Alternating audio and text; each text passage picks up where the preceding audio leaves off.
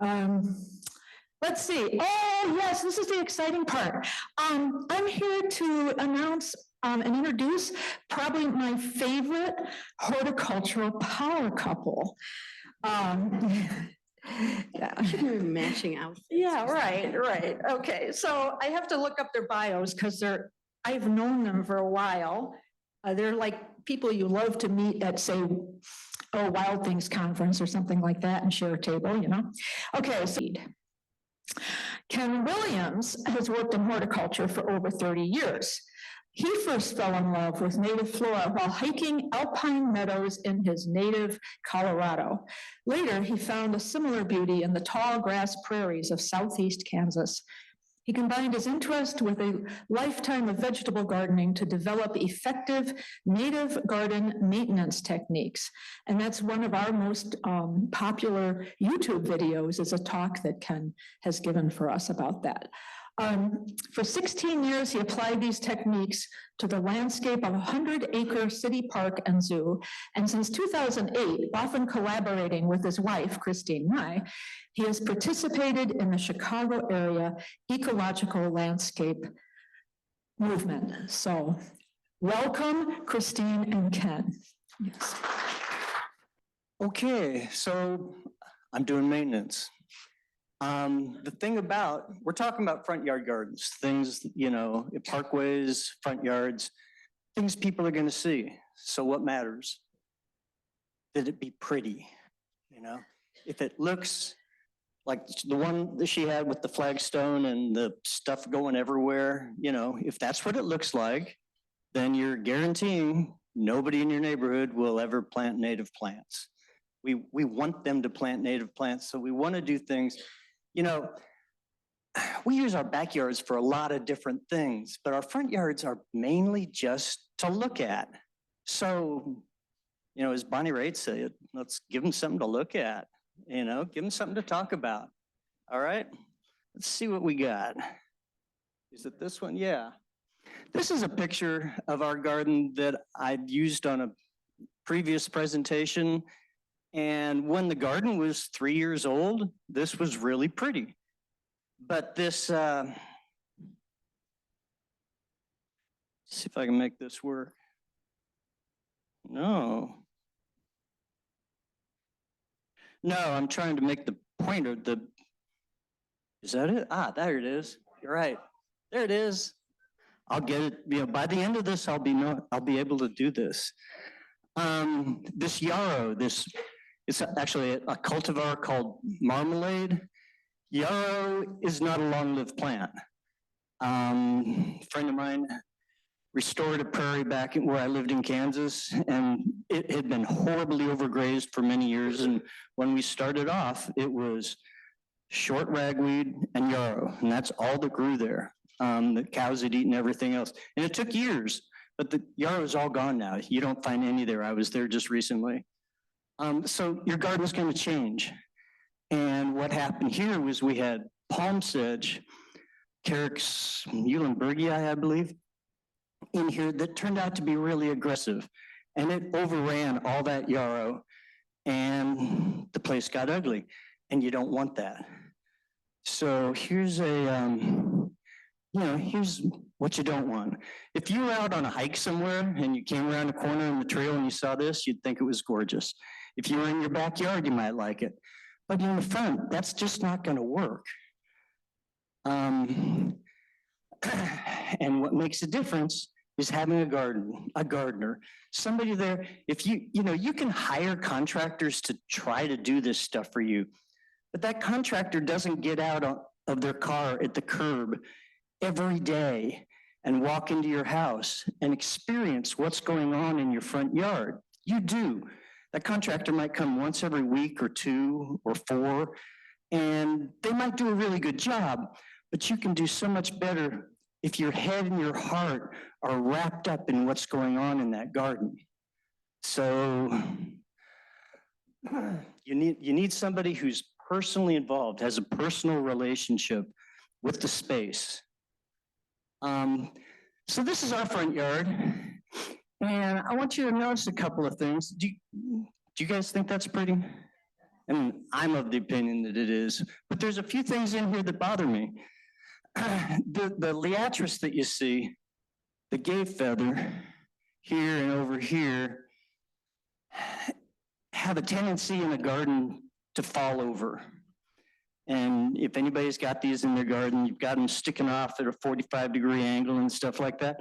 You notice there aren't any of those in this picture because those liatris in our yard that tip over at weird angles, we cut them off and put them in a vase in the house where we can enjoy them because we're not enjoying looking at them in the yard.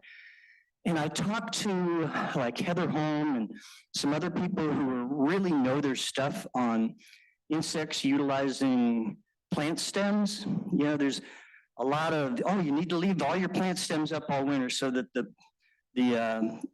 insect, the bees and different beetles, they lay eggs in the pithy stems of different kinds of plants.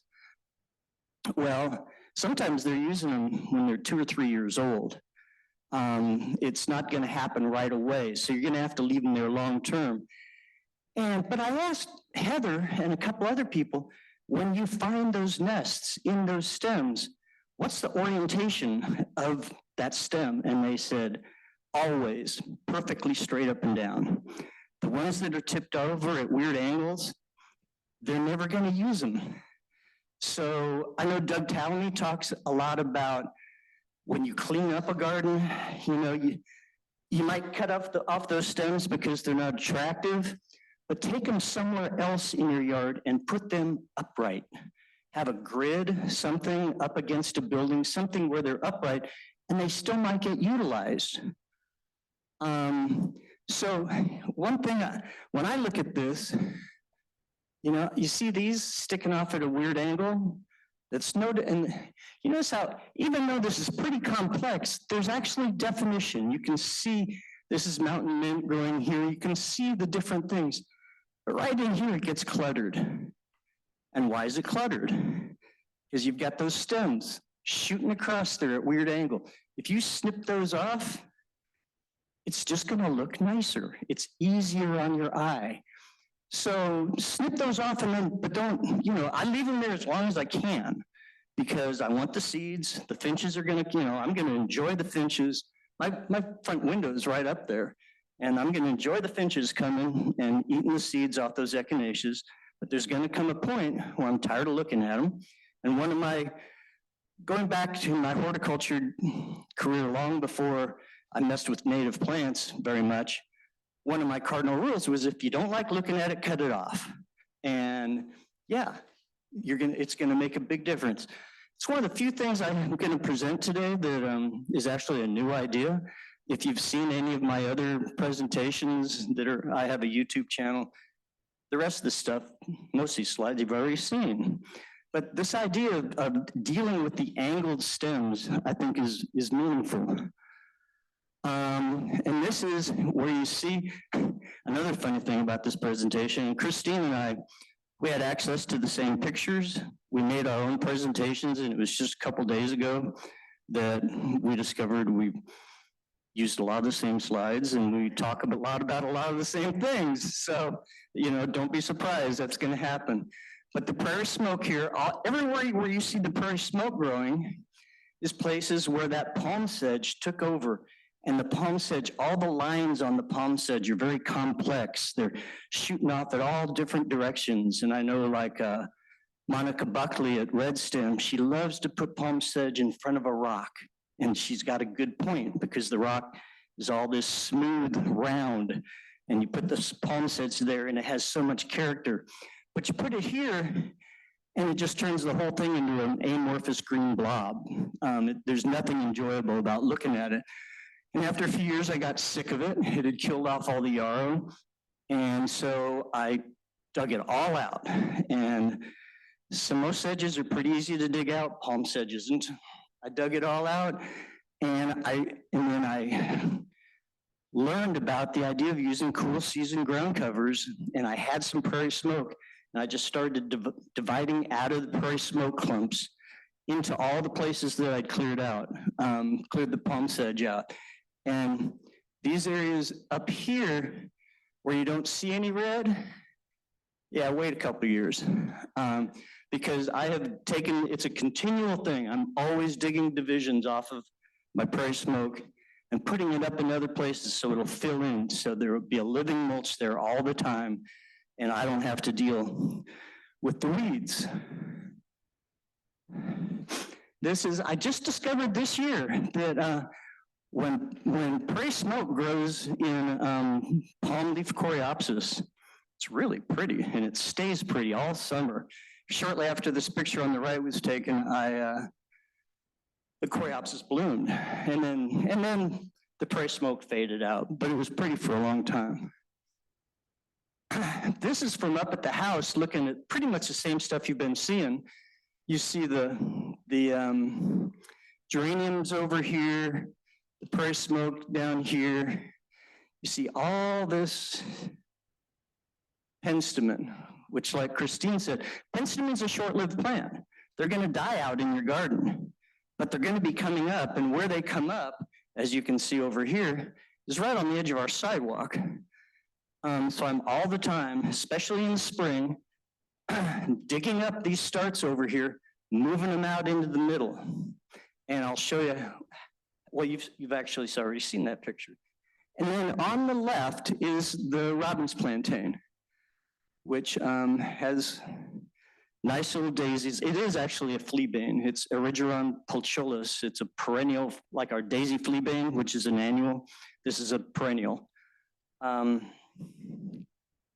this is what the effect you get from having all that penstemon that I'm year after year planting out into the middle. And to me, that brings to mind the same look that you get. This is at Lake in the Hills Fen, which is a beautiful gravel hill prairie remnant. And this is the way plants, we just started messing with plants in this way in the last few hundred years.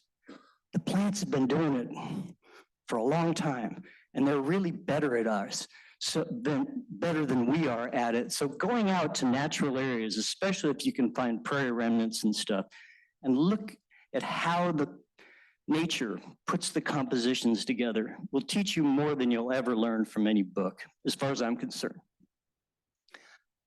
Yeah, this is that Robbins plantain again. This sidewalk, we used to have prairie petunia all growing along the edge of the sidewalk, and it was real messy and ugly, and I dug it all out. I kill a lot of things, but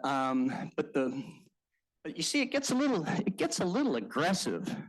Oh yeah. The deal about this Robbins plantain is that it's a cultivar. It's from near Virginia Beach, Virginia. And it's more vigorous. It has a bigger flower and it's more vigorous than others. I've started coming to the conclusion that it's a little thuggish. And I contacted somebody who works in the mid-Atlantic states and says, do you find that cultivar to be thuggish? And she said, no, it gets so hot here in the summertime that it goes dormant for a couple of months. Here it doesn't get that hot in the summer. And so it keeps going, and you'll see, oh yeah, this is the other thing about cultivars, is if these spiderworts were cultivars, they'd all be the same color. But in the real world, there's so much variety in our straight species. Seed-grown straight species plants are just better in so many ways. But here, you see, this is the Robbins plantain. You see this allium here? It's growing into it. And I've had it completely overrun a little blue stem. So going with the straight species, I would recommend is probably a better idea around here. And it does grow around here, and you can get it from native plant sales. But what I prefer, and I'm learning to prefer to the Robbins plantain, is the plantain-leafed pussy toes. It always has American painted lady caterpillars on it. I mean, always. I've never seen anything like it. This on the left is what it looks like right now. But it doesn't, as soon as we get some nice weather, it just plumps right up and starts growing. This on the right, is evidence of the fact that I never take before pictures. This was a clump, a nice clump that would have made a beautiful picture, but I didn't take the picture after I had already divided off of it. All the bare soil you see is places where there were plants, and I dug starts and planted them other places. Do that in the fall and spring, we water it in and forget about it, and they pretty much take care of themselves. And they spread out and take over places. This is a friend's Parkway garden, pretty simple. The violets came in on their own. She planted some prairie smoke and some pussy toes, and it's just taking care of business. So some good, cool season ground covers to use around here that I recommend all of these. Prairie smoke, pussy toes, robin's plantain, wild ginger in a shadier spot. Strawberries can take some shade. Allegheny spurge, anybody here ever mess with that? It's our native Pachysandra. There's an author, I can't think of his name right now, he refers to the Oriental Pachysandra as the vinyl siding of American ground covers. But the native is hardy here. Here's a clump this time of year. It's that green. It really fills in. It blooms very early. It has smelly flowers because it attracts flies. It's before most of the bees are in business.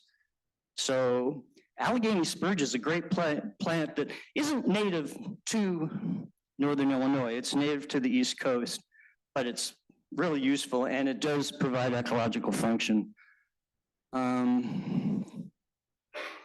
Well, okay. And then, wild violets, sedges, Mount Cuba Center, if you're not familiar with them, but they do garden evaluations on native plants.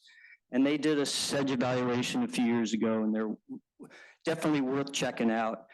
Ones that we have worked with ourselves are these listed on the bottom that are all pretty well behaved, except sort of the Sparangellii, the long-beaked sedge. It's a woodland sedge, and this is what it looks like right now. I took this picture just a couple days ago, but it grows in so thick that, here's what it'll look like in a couple of weeks, and shortly after that. And the area where this Sparangellii grows, I never pull a weed. It's not that something doesn't come up once in a while, but I mean, it's weed proof. It's amazing. And, one thing that Doug Tallamy talks about is our tree, as far as feeding baby birds, we need caterpillars to feed baby birds. And most of the caterpillars, they need plants that they co-evolve with to eat. And so the adults are only going to lay their eggs on certain plants. And most of the plants that they lay their eggs on are trees. And the king of them, of course, or the queen, depending on whatever, is the oak tree. So if you live in a place where you have a parkway planting with an oak tree in it, if you planted nothing but long-beaked sedge, what Doug talks about is if it's turf underneath there, those caterpillars are going to finish their job and then they're going to drop to the ground. They're going to want to wiggle into the ground and pupate and then come up as butterflies or moths later.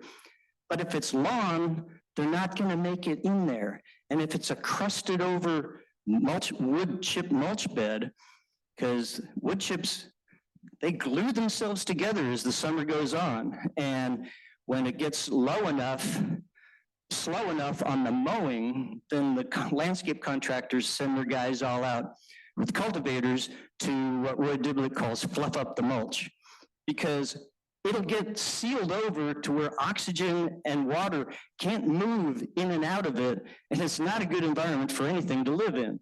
So you have to fluff up the stupid wood chip mulch. And also to let the caterpillars crawl in. So just don't mess with that. Use live plants instead of mulch. Yeah, so I think this stuff, just a solid planting of that.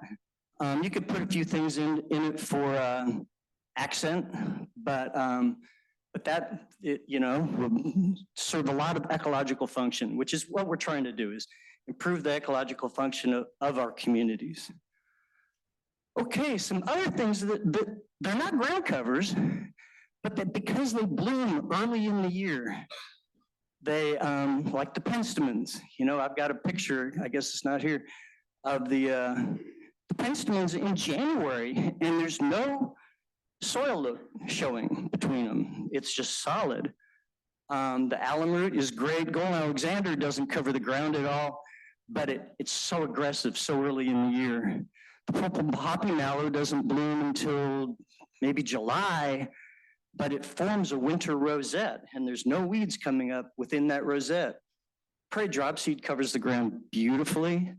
Don't clean it up very much. Any of the bee balms work. Geraniums, of course, are wonderful.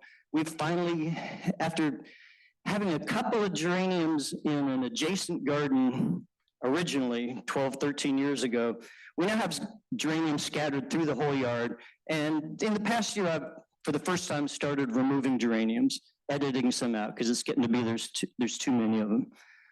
Woodland phlox covers ground early in the season, and Virginia bluebells, they not only cover ground early in the season, then they completely disappear. So you can have anything else growing there while you're at it. This is something that I just, royal catchfly, Silene regia, best plant in my yard for hummingbirds. The day the first bloom opens at 5 o'clock in the morning, there's a hummingbird on that bloom. How did that hummingbird even know about this plant? It didn't bloom until yesterday, but I have noticed, it's called catchfly because it's sticky and things stick to it. I saw a pretty good sized bee stuck on this last year. So you see all these little flies and little things stuck in here. This is first thing in the morning. I'm pretty sure that when the hummingbirds come in to hunt for nectar, that they're cleaning those suckers up, because you don't see all those that you'd think they'd be building up as the summer went on. They're not. I have not seen the hummingbirds actually eat them, but it's my idea. Okay, so let's talk about watering, just because that's part of maintenance, and we're not going to take very much time on this. Remember always, just like with houseplants, people kill more of them with too much water than with not enough. Plant roots need oxygen. Different plants, wetland plants, don't need as much oxygen. That's why they can take wet places, they can take compacted soil. Often they need more. This is soil. Well, this is a representation of soil. This isn't real soil, but soil has particles and it has pore spaces in between. And if, say, half of those pore spaces are full of water, then everybody's happy. There's oxygen, there's water, everybody's living. But as the amount of water goes down, the plants get dry. As the amount of water goes up, the plants start to suffocate, they start to drown. They can hold their breath for a little while, but not forever. And it's not just the plants. There's all these guys, all the microbes that live in the ground. The plants, every plant in your yard is taking about a third of the sugar that it produces through photosynthesis, and it's feeding it out the root tips to the microbes, who when they metabolize that sugar, byproduct of their metabolism of that sugar is plant growth hormones that go up into the tops of the plants and cause the buds to elongate and grow. So the plants wouldn't even grow if it wasn't for the microbes. They're really important, and they need oxygen. If you let your soil get too waterlogged, you might have experienced where it turns sour. That's because the aerobic microbes died and the anaerobic microbes took over, and they're producing carbon dioxide and other things that aren't helping. So, so we need we need to water with this in mind. Keep this in mind all the time. So we're thoroughly watering all plants immediately after planting. Do this by hand. Don't just turn a sprinkler on. And do it in any activity that you can do. If you can make an aerobic activity, it's better, right? You know, that's why we're not sitting in front of our TVs. So moving around, water, water, water. You know, you want to put a little extra water right where the plant is to make sure you get good contact between the roots and the soil. But other than that, we don't want to drown it. So we want to water here, we want to water there, we want to water there, we want to go eat lunch and come back and maybe water a little more just to make sure. Don't rely on impending rain. If it's going to rain, that's wonderful. One thing about rain is that it's got nitrogen and oxygen in those drops. And if your soil is already wet, those gases are going to dissolve right into your soil. If your soil's dry, then a lot of those gases are going to air back out. So our vegetable garden at home, we see a storm coming. If it's dry and we see a storm coming, we go water it lightly. And then it takes better advantage of the rain when it comes. Yeah, don't rely on the irrigation system. They're stupid. They don't know how wet the soil is. They don't know anything. And I've had people put plants in the ground and then turn on the irrigation system and go home. And I had to go back and hand water everything. Some plants might never receive, and this is for real. This planting here, this was at the Shed Aquarium. I was hired by a contractor to maintain this 1 day a week. When the first part was put in, it was 19,000 square feet. I worked on the install crew, and they had a guy out there with a hose splashing water around, not really doing anything effective. But I came back the next day and spent 11 hours straight watering in every plant. There were big trees, there were little plugs, there was everything in between. And some of them, and we were planting in construction rubble, basically.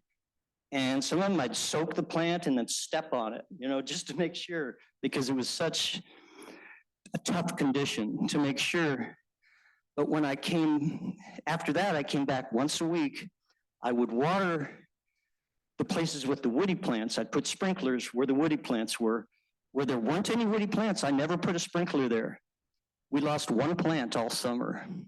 Because if we had not had timely rains, I would have done more watering, but we had timely enough rains that it worked. And we had one shrub, a Viburnum castanoides, that died. That was it. Established native gardens almost never require watering. New gardens, you want to keep them moist. Don't think wet, think moist. You can't tell the difference. If all those pores have nothing in them, or if they're all completely full of water, the roots are not going to be happy, and the plant's going to show that the roots aren't happy. But you don't know which it is until you dig into the soil and find out. And the best thing about an irrigation system is an off switch. In an established garden, if you already have an irrigation system, that's great. Use it. But don't expect the timer to know when it needs water. You know, that's what the gardener is for. You come home from work, you look at your garden, you feel the soil, go crank up the thing for 15 minutes. And maybe water with your irrigation system for 15 minutes, leave it off for an hour, water for another 15 minutes, so that the water soaks in without drowning anything. I was going to say this is when if you have any questions about watering, but we're going to do questions later. So ignore my question marks. They just tell me we're going to the next topic. Weeds. Preventing problems is the key to maintenance, so kill them before they even exist. With cool season ground covers, helps a lot. Whatever you do, you want to disturb the soil as little as possible. And That makes fewer weeds and happier microbes. When you're not digging up those communities that are living in your soil, disrupting them. These are the tools that I use, and let me grab this. These are wonderful tools. You can get in anywhere with this, and you do your work standing up like this. You just shave the surface of the earth. You're not digging the weeds out. You're just shaving them off. And if they're seedlings, that's all it takes. That is called a diamond bladed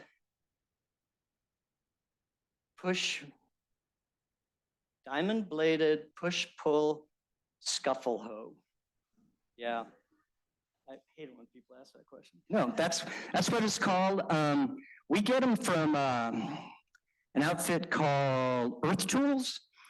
They're kind of pricey, but well worth it. The thing about if you buy them online or to where they're going to be shipped to you, it's a 6-foot long box. So 4 of them cost as much to ship as 1 of them. So we generally buy them in 4s and give them to people for wedding presents or other things that they don't expect. So, okay, we'll put that there for right now. All right. So you might, if you're looking at these tools, which of these tools doesn't look like a weeding tool? The pruners. What's that for? Well, you can take little trees. Whoops. Oop. Yeah, that's a little Siberian elm tree. Plunge your pruners into the ground. Cut a little tree like that. Most little trees like that, you cut it off an inch below the ground, it's not coming back. If it can get sunlight to the stump that you leave, then it will sprout back, but most trees won't. So you just do that. If I had pulled that tree out, all that soil disturbance, all the weed seed that's in that soil that I pull up, then I'm creating more work for myself down the road. But by just snipping that off, it's dead. So pruners is a request. Is this gonna work? You don't. Isn't that sweet? Yeah, it's a video. I have 2 of them. I didn't know that would happen. Like, can you?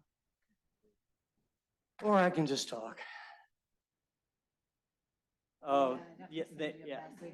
That's not gonna work. All right, well, this video is me with one of these hoes. We had just planted a new herb garden, and I had gone in, I probably planted it in May. My wife had started the plants from seed in April. We probably put them in the ground in May. In June, I went in with this hoe and just worked around everything. And then about a month and a half later, I did it again. And that's the video that we don't get to see is from that. And you can work really close to things with a hoe like that.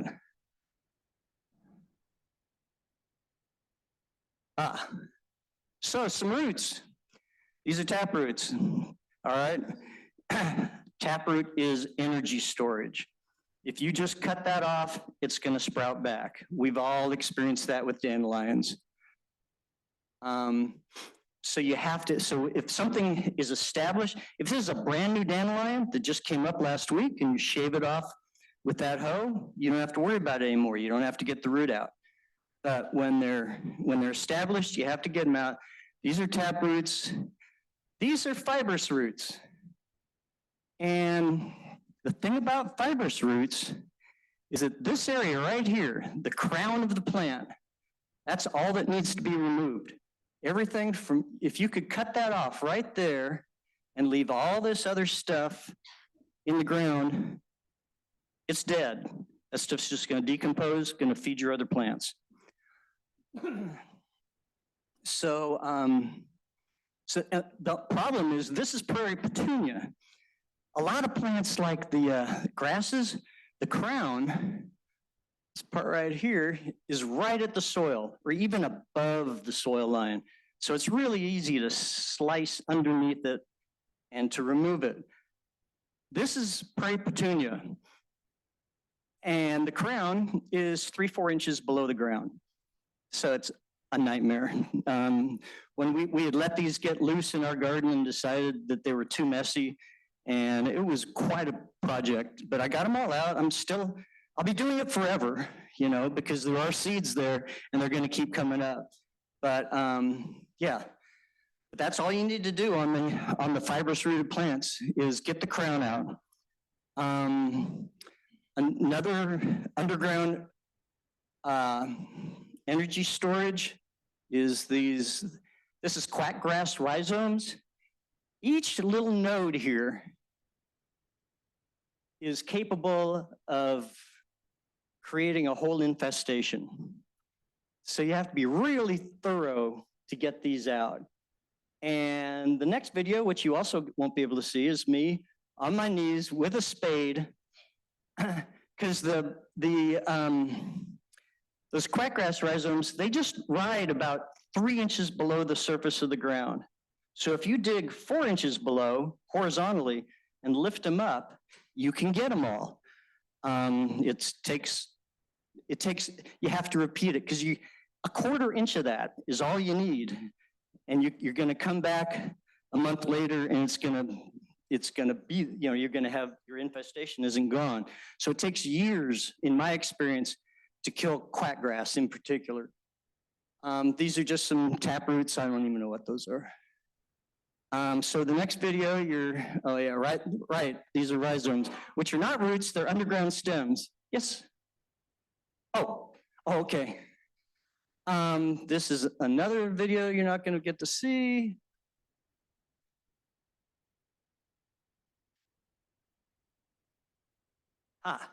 And this is what's growing in that spot now, where the quackgrass was.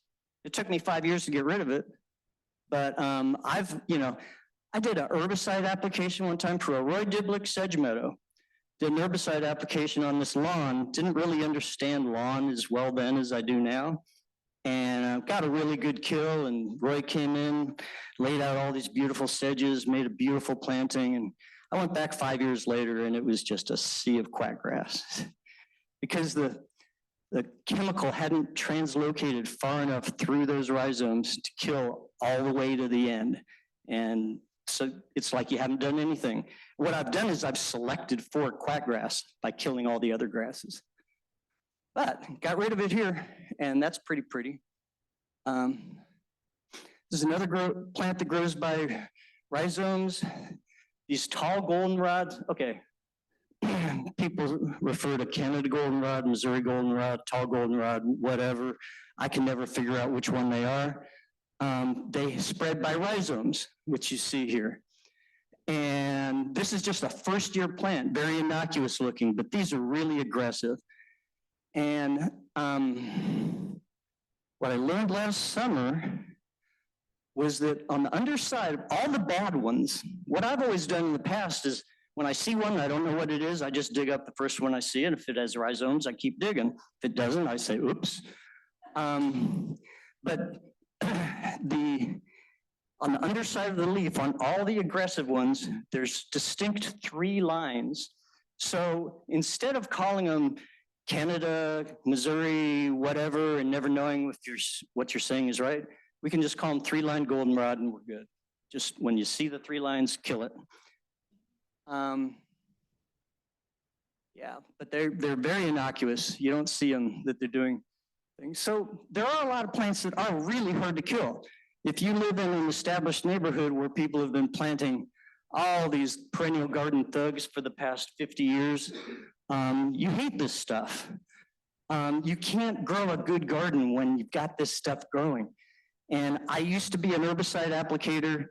I have killed everything on this list successfully with chemicals, except I don't know that I've ever killed quackgrass or field bindweed. 5 years later, it's there because the field bindweed can have a 30-foot root system and the chemical isn't going to travel that far. So I had a problem with my next door neighbor's yard because almost everything on that, everything except smooth brome on that list was in this area. And right here is my property line. So the stuff's creeping into my yard all the time. And I asked this gardener if I could try something. And she said yes. And I listened for a chipper truck when there was a tree crew working in the neighborhood. And when I heard it, I went over and talked to the guys and had them dump a whole load of green wood chips. These can't be from a dead tree, live green wood chips, spread them out about 1.5 feet thick. Believe it or not. You know, this is radical, but it works. The next summer, 2 Canada thistle came up. I pulled them up, they died. They never came back. All kinds of stuff, some of the gout weeds, some of the field bindweed kept coming up. I kept hoeing them off. Most things quit, but after a short time, I realized the field bindweed wasn't going away. So I got another load. And I put another foot on top of the field bindweed, and then I spread out. And today, this was taken last week, off here in the distance, that's some pachysandra and some goutweed that, or no, probably something else, that has come up through the wood chips. There's no bindweed in that goutweed, in that pachysandra. The bindweed died. I'm trying. And it works. It's rotted down enough. I've started planting a few little trees and bushes in it. But I started this project in 2018, and now it's almost done. And the only problem is that over here, this is my property line. Over here, the bindweed had already crept over into my property, so now it's creeping back. Oh well. Okay, but you got to do radical things like that if you want to have something that's that pretty. All right, questions about that? Editing, weeding out perfectly good plants that happen to be in the wrong place. You look at something like this, and we like to leave the seed heads for many reasons, but when you have seed heads, they're beautiful, and volunteer plants come up, and they can come up in the most perfect place and be just gorgeous, but they can also make something that just isn't that pretty, although it's great in many ways, it isn't good enough. So you have to remove things. This is where I took a whole bunch of sedges out of an area because I always have Carex blanda and Sperengii come up all over in my garden. So I'm always pulling out sedges. This is an area over here. You see, these are all little baby sedges that just came up.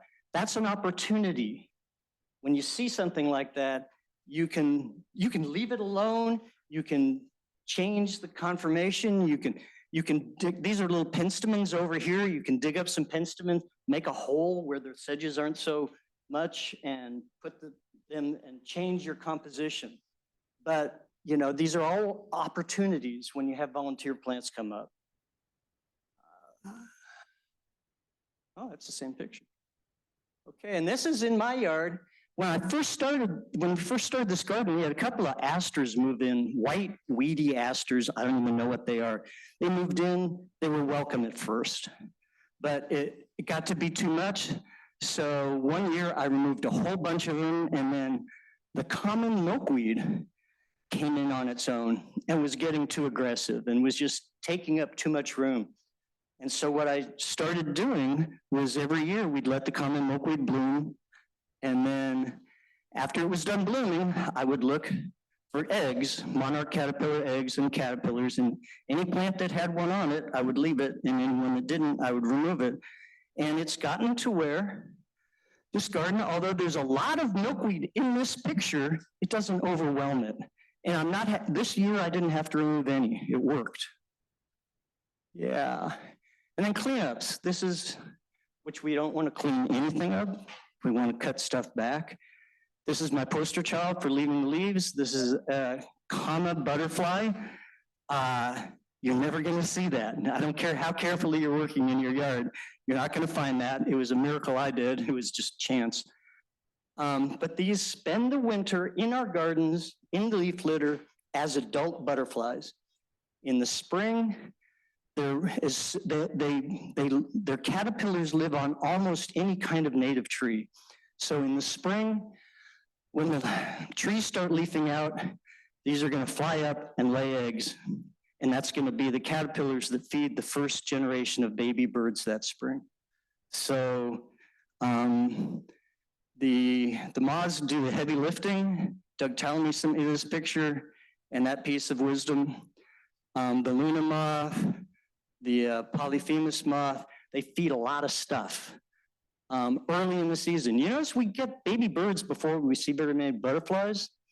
It's because they're eating, their babies have been eating moth caterpillars. But we don't see the moths fly because they fly at night.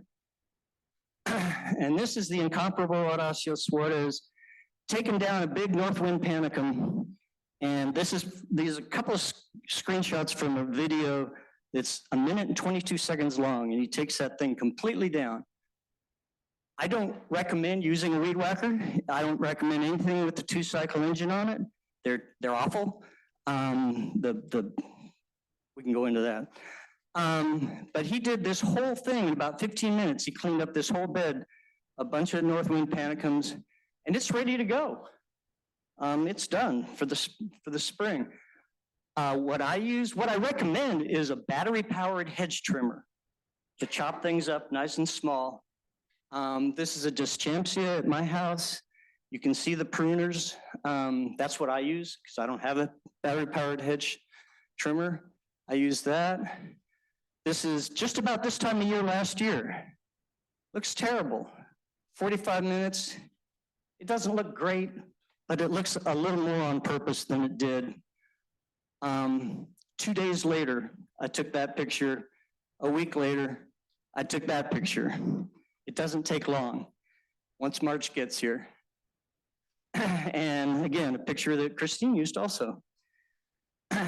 We do use daffodils and tulips and hyacinths. I'd like to direct your attention right down here to these little purple flowers that everybody should be growing more of if they have sun and decent drainage. And that is pasque-flower, which is a great plant. It takes about 5 years from a plug before they really start blooming, but we're in the 6th year this year. So, in summary, the summary is really nothing you don't already know. To maintain a highly visible garden, we got to water, weed, edit, cut back. But mainly, you need to have a gardener who's present in the garden. That's the thing that's going to make the most difference in your landscape. So I would like to thank these people provided us with some of these pictures that we used. Nadia is not around here. She's near Dayton, Ohio, but the other people all have businesses in the Chicago area. These are all good people to work with. Casey specializes in maintenance. She does a lot of work at Millennium Park and specializes in maintenance. Great organizations. And that's it.